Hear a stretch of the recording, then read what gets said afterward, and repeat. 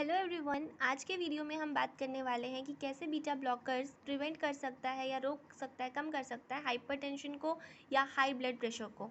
तो beta blockers जो medicines होती हैं, वैसी मेडिसिन्स जो बीटा रिसेप्टर्स को ब्लॉक कर कर अपना फंक्शन परफॉर्म कर रही हैं, जैसे एटेनोल एट्सेट्रा।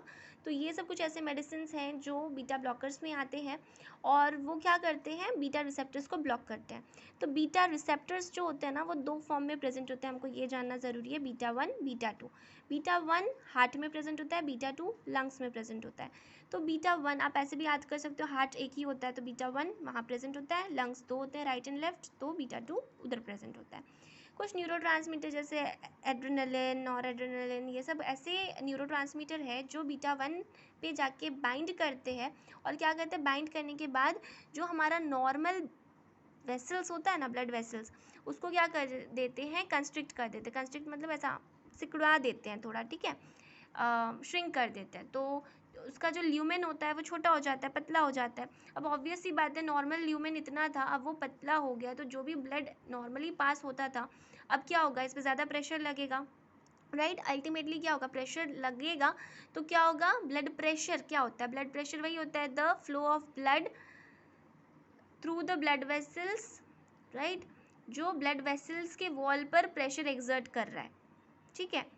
मतलब जो भी ब्लड पास होती है ब्लड वेसल से, वो जो भी प्रेशर एक्सर्ट कर रही है ब्लड वेसल के वॉल पर, तो उसको हम ब्लड प्रेशर कहते हैं। तो नॉर्मली अगर नॉर्मल ल्यूमेन क्या होता है, ये पोर्शन लाइक ओपनिंग की कितना उसका डायमीटर है, राइट।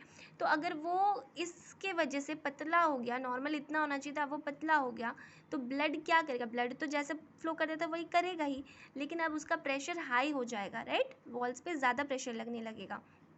तो अब ज़्यादा लगेगा तो ऑब्वियस सी बात है, क्या होगा, बीपी हाई हो जाएगा। तो इसका ये नॉर्मल फंक्शन है कि ये सब न्यूरोट्रांसमीटर जब भी बीटा 1 रिसेप्टर्स पे जाके बाइंड करते हैं तो वो क्या कर देते हैं, ऐसा काम करते हैं, मतलब बीपी हाई कर देते हैं।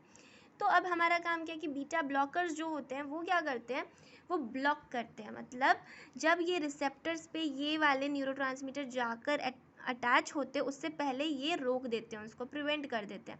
अगर इन्होंने रोक दिया है ना, ये जो इन्होंने बीटा ब्लॉकर्स ने रोक दिया, तो कॉमन सी बात है, कंस्ट्रिक्शन होएगी ही नहीं, और कंस्ट्रिक्शन नहीं होगी तो हाइपरटेंशन नहीं होगा।